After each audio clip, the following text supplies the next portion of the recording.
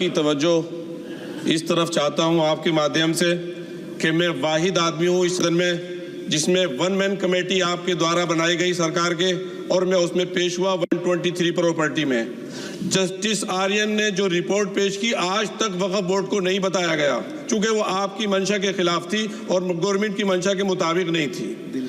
123 property में जब मंशा के खिलाफ हमारे नहीं आई, मंशा के मुताबिक नहीं आई, तो हमने 2 मैन कमेटी बनाई और 2 मैन कमेटी ने भी कोई रिपोर्ट वक्फ बोर्ड को नहीं दी, जबकि वक्फ एक्ट जो है 1995 जो है वो पार्लियामेंट से पास शुदा है कि हम पार्लियामेंट के जो एहतराम है उसका नहीं कर रहे, उसके हुकूक का। इसी तरह से सर सूबाई हुकूमतों को इख्तियार दिया गया। सर हिंदू एंडोमेंट में जो कर्नाटका और तमिलनाडु में है वहां कोई मुस्लिम नहीं हो सकता, और 26 में आर्टिकल 26 का वायोलेशन है। 4 धाम में ये लिखा हुआ वाज़े तौर पर कि सिर्फ हिंदू होगा। बिहार उड़ीसा में भी यही लिखा हुआ है। पंजाब हरियाणा में गुरुद्वारा प्रबंधक कमेटी में सिर्फ सिख होगा ओनली, और ये उनका अधिकार है जिसको माना गया है। लेकिन मुस्लिम के साथ में यह अन्याय क्यों है? और सुन लीजिए सर मैं आपकी तवज्जो के चाहता हूं, दुनिया का सबसे पहला वक्फ खाने काबा मक्के में है। क्या हम उसके ऊपर भी सवाल उठाएंगे कि वहां पर भी हमारा कोई हिंदू भाई हो?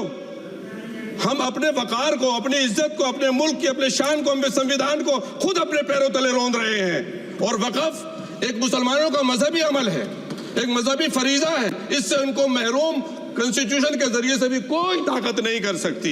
सर ये हम बहुत बड़ी गलती करने जा रहे हैं जिसका खुमियाजा हमें अभी नहीं सदियों तक हम भुगतते रहेंगे, क्योंकि हम खुद अपने कॉन्स्टिट्यूशन को, संविधान को, उसकी पामाली कर रहे हैं। अगर हमें इस सिलसिले में मैंने सर पूरा मैंने उसको मध्यम से पढ़ा है और मैंने पूरी 40 तरामीम जो उसमें गलत है उसको लिखकर जो है वो मैं लेकर आया हूँ।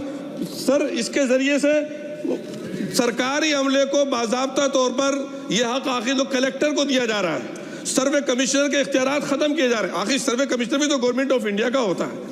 सर ऐसे कैसे कर सकते हैं हम? और फिर सर उसमें मेरे मजहब के मुतालिक चीजें हैं तो वो कैसे कोई दूसरा तय करेगा?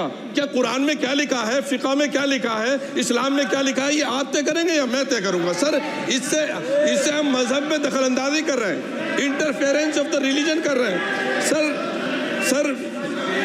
सर इस तरह के कवानीन से मुल्क की शाख को नुकसान पहुंचेगा। कॉन्स्टिट्यूशन की स्पिरिट हम खत्म कर देंगे, और अगर ये होगा तो कोई भी अकलियत, कोई भी माइनॉरिटी अपने आप को हिंदुस्तान में सेफ नहीं करेगी। पिछले दिनों सिखों के साथ भी ये हुआ, और कुछ ईसाई भाइयों के साथ भी इस तरह के वाकयात हुए हैं, जिसकी वजह से सब लोग अपने आप को असहाय महसूस कर रहे हैं। 10 साल से जो मुल्क में माइनॉरिटीज के साथ, उनके हुकूक के साथ, उनके रिलीजन फ्रीडम के साथ जो खिलवाड़ किया जा रहा है, उससे रूह कांप जाती है। और ऐसा महसूस होता है कहीं ऐसा ना हो कि जनता इन हुकूक के लिए, कॉन्स्टिट्यूशन को बचाने के लिए दोबारा सड़कों पर आ जाएगी। सर ये